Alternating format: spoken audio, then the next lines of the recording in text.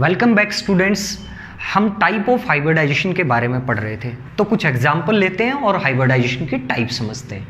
देखो, सबसे पहले हम क्या ले लेते हैं, सपोज हमने लिया NH3 अमोनिया। सेंट्रल एटम कौन है? नाइट्रोजन। इलेक्ट्रॉनिक कॉन्फ़िगरेशन क्या रहेगी नाइट्रोजन की? 1s2 2s2 एंड 2p2 और 3। कितना एटॉमिक नंबर? 7, तो 2p3। यही रहेगी कॉन्फ़िगरेशन। वैलेंस शेल इलेक्ट्रॉन कितने हैं? 2s2 and 2p3। 1 2 3। अब आप मुझे ध्यान से देख के बताइएगा, जब हाइड्रोजन अप्रोच करेगी तो उसको अनपेयर्ड इलेक्ट्रॉन मिले हुए हैं। ये सारे के सारे ऑर्बिटल आपस में मिक्सअप होके एक नया सेट डीजनरेट तैयार कर लेंगे। 1 2 3 4। क्लियर? कितने ऑर्बिटल हैं? 4। और इलेक्ट्रॉन कितने हैं? 5। तो यहाँ ओवरलैपिंग होगी, पेयरिंग होगी इस तरीके से। क्लियर है? यहाँ एक हाइड्रोजन शेयर करेगा, यहाँ सेकंड करेगा, और यहाँ कौन करेगा? थर्ड। तो हाइब्रिडाइजेशन की टाइप कौन सी हुई यहाँ पे? sp3 hybridisation. कौन सा हाइब्रिडाइजेशन है? sp3 hybridisation. क्लियर हो गया ये? इसके बाद हम PCl5 को पकड़ते हैं, फास्फोरस पेंटाक्लोराइड। फास्फोरस का एटॉमिक नंबर कितना है? 15। 1s2 2s2 2p6 3s2 3p कितना हुआ यहाँ पे? 6 और 6 12 3p3। तो वैलेंस कॉन्फ़िगरेशन देखिएगा, इसके आगे कौन है? 3d। कितना इलेक्ट्रॉन है? 0। s और ये p आपका 1 2 3, और आगे वैकेंट कौन पड़ा है? d। ये रहा। अब देखो, इसको 5 बॉन्ड अगर बनाने हैं फास्फोरस को, तो अपना ये इलेक्ट्रॉन जंप करवाना पड़ेगा, एक्साइटेड स्टेट में आना पड़ेगा। जब ये एक्साइट होगा तो इस इलेक्ट्रॉन को कहाँ जंप करवाएगा? 3d में। ये कौन है? 3s। ये कौन है? 3p। और ये कौन है? 3d। ये आपस में मिक्सअप हो गए ये ऑर्बिटल, ये और एक ऑर्बिटल यहां से। तो टोटल कितने ऑर्बिटल हैं? टोटल 5। 1 2 3 4 5। अब सारे अनपेयर्ड हो गए। अब एक एक क्लोरीन को कितना शेयर करना होता? 1 Cl। यहाँ भी शेयर कर लेगा, यहाँ भी Cl शेयर करेगा, यहाँ भी Cl शेयर करेगा, यहाँ भी Cl शेयर करेगा। अब टोटल कितने ऑर्बिटल हैं? 1 2 3 4 5। 3s 3p के तीनों ऑर्बिटल, और 3d का कितना? एक ऑर्बिटल। तो कौन सा हाइब्रिडाइजेशन हुआ? sp3d हाइब्रिडाइजेशन हुआ। कौन सा हाइब्रिडाइजेशन हुआ? sp3d हाइब्रिडाइजेशन हुआ। क्लियर हो गया ये भी? इसी तरीके से हम वाटर ले लेते हैं। ऑक्सीजन किस हाइब्रिड स्टेट में है? वाटर के केस में H2O। ऑक्सीजन सेंट्रल एटम है, 1s2 2s2 और 2p कितना है? 4। तो अगर यहां देखें तो 2s, यहां कौन है? 2p 4 1 2 3 and 4। तो यहां हाइब्रिडाइजेशन, मैंने कहा था कि fully filled orbital take part in hybridization. यहां ये मिक्सअप हुए, एक सेट बनाया, कितने ऑर्बिटल का? 4 का। 1 2 3 4 5 और 6।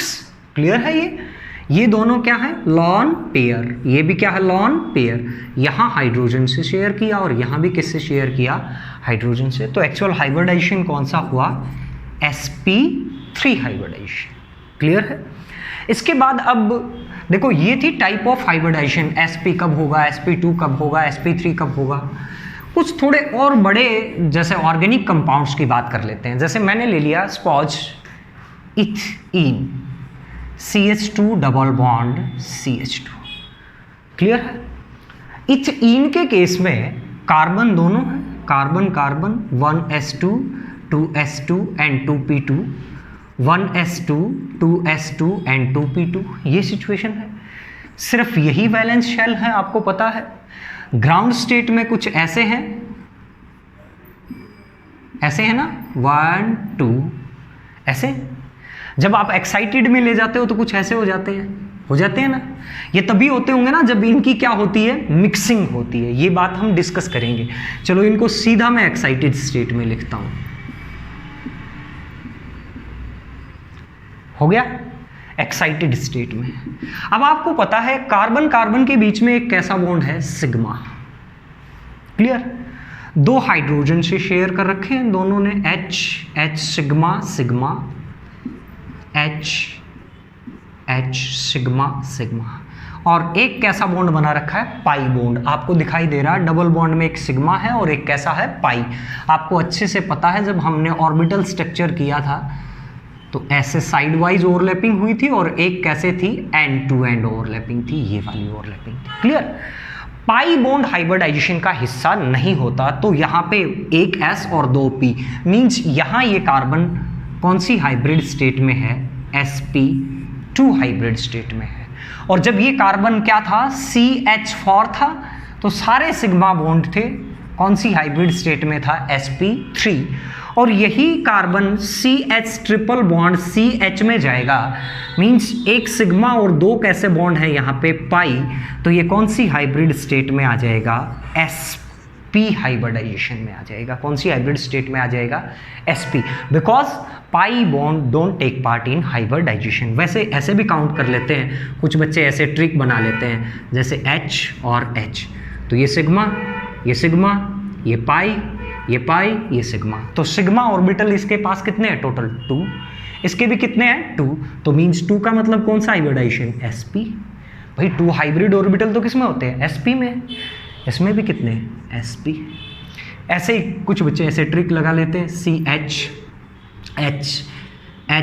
H sigma sigma sigma sigma, तो यहाँ पे टोटल कितने बॉन्ड है सिग्मा, 4 सिग्मा बॉन्ड है, तो 4 में एक S और 3 क्या है, P, मींस कौन सा हाइब्रिडाइजेशन है, sp3 हाइब्रिडाइजेशन है। तो ये भी क्लियर हो गया आपका।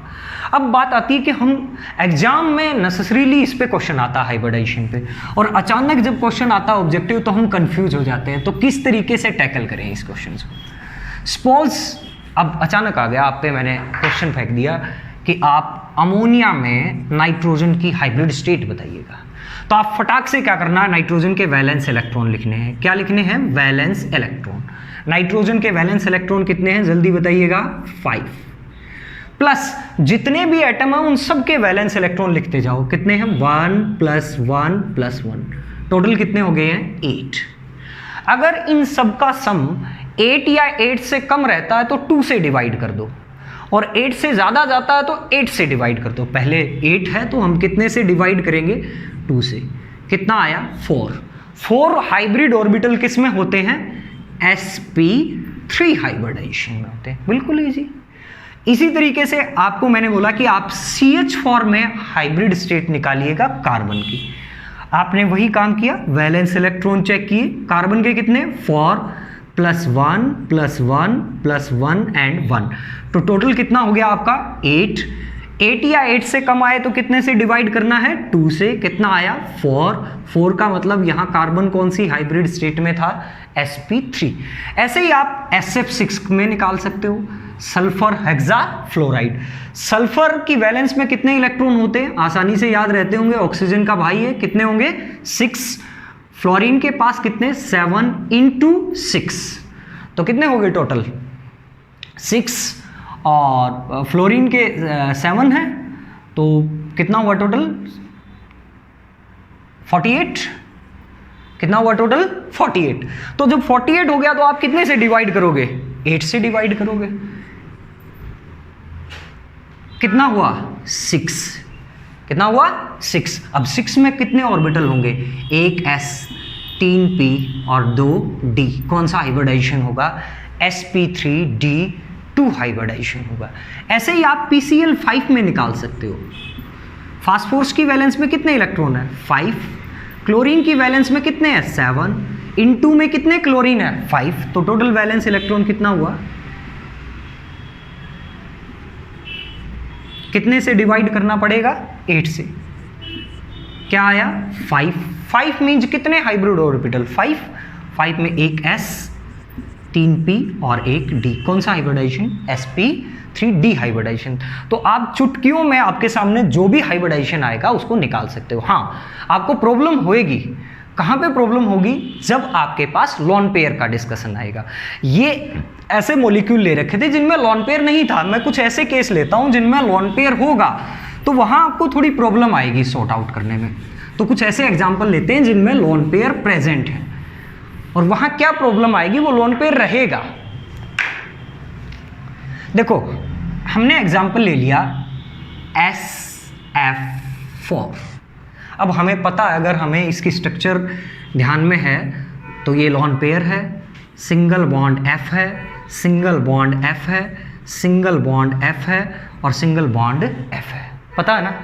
तो आइडिया भी आ गया होगा। ये बात मान के चले, आप याद रखें कि लोन पेयर हाइब्रिडाइजेशन का हिस्सा होता है, पाई बॉन्ड हाइब्रिडाइजेशन का हिस्सा नहीं होता। तो कुछ बच्चे तो ऐसे ही निकाल देंगे, सिग्मा सिग्मा सिग्मा सिग्मा और लोन पेयर निकल जाएगा ना। 1 2 3 4 5 कितने ऑर्बिटल यूज कर रखे हैं, 5। कौन सा हाइब्रिडाइजेशन हुआ, sp3d हाइब्रिडाइजेशन।